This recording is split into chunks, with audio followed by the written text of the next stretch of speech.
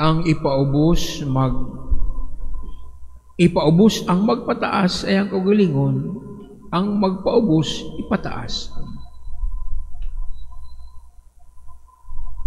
Sa atong unang pagbasa, makita nato nga si Ruth, usa ka langyaw Moabite, nakapangayang bana anak ni Noemi nga usa ka Israelita niya. Nabiyuda siya. Adunay siya kanang sister-in-law.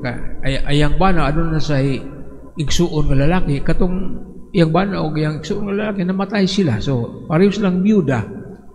Ang una niuli sa ilang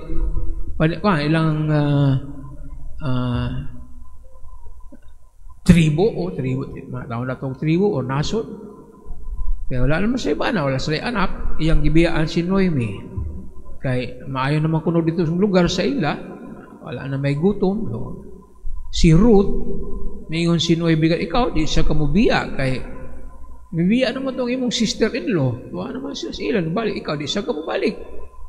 Isa, di na ako kabiyaan. Wherever you go, I will go. Nindot kayong ko ni, ano na kanta na, di ba?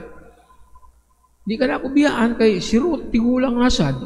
Wala sa higalang kauban. So, nagpabilin siya kang Noemi. Nya, one time, siyempre, wala sila siguro pagkaon, nang hagdaw sila. Pambot ko, naka-experience na mo sa maghagdaw ako, naka-experience ko, gagmay pa ko. Kanang sa ting-ani, kanang mga ni na maging mga bilin mga tagak, paghagdaw imong sundon tungkuan nabilin ba? Kaya di naman nila panabalingon na diretso sila pag-ani niya katong nabilin.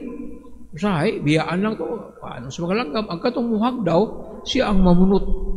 Mamunit adto aron iya na to, walay bahin katong tag-iya. So kay leftovers man to. So naghimo ni Noemi dito siya sa umahan ni Boaz. Naluoy si Boaz kaniya kay lagi nang hagdaw kay wa maslay ya naningkamot si Noemi nga iya masuportahan si Ruth suportahan ni si Noemi para sa rimang pagkaon.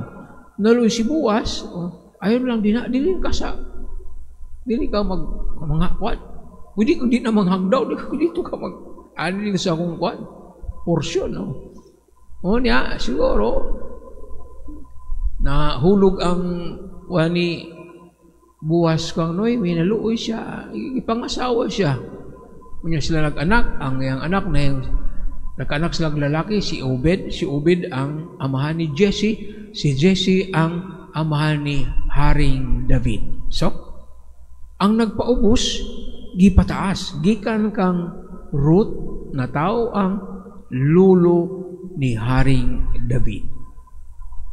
Sa laing bahin sa Ebanghelyo, gisaway ni Jesus ang mga nagpataas, ang mga magtutudlo sa balaod, mga Saduseo, katong naay sa simbahan. Religious leaders. Nga naman, gusto silang tahuron. They are self-righteous, arrogant. Gusto nilang tahuron sa mga merkado. Asa mo sila? Good morning, sir, honorable. Mahilig sa mga titulo. Sounds familiar. Honorable. Excellency. Most reverend. Nindot ang mga sinina, murag pari nga. Lahurong kayo, suru-suru din na. Nalisod mag-criticize. Gustong ilhon nga, pari ko, or honorable ko, nakabarong. Kay, dako akong contract sa flood control. Honorable Congressman, Honorable Senator, dako ang mga kontrata, billions, tahuron sa Senado, sa Kongreso. Nasa is mga most reverend, na ay right reverend. Pwede na sana yung wrong reverend. No? Pwedeng, no. Mahilig sa titulo. Nasaan kita? Sa tawag na, ma'am, sir. Ang nagpataas, ibagsak. Hindi lang ipaubos, ibagsak, nagpataas. O daghang kayo, mga nagpataas ka ni adto nga, tuan na sa ubos. So, muna ang kanang leksyon sa ato karon. Mahilig tag mga titulo. Kay murabag ang titulo, nakapataas sa atong dignidad isip tao. Adunay mga ingana. So, ako mo criticize ko sa mga kauban ng mga kaparian nga mahilig sa titulo. Monsignor! Iso na ka.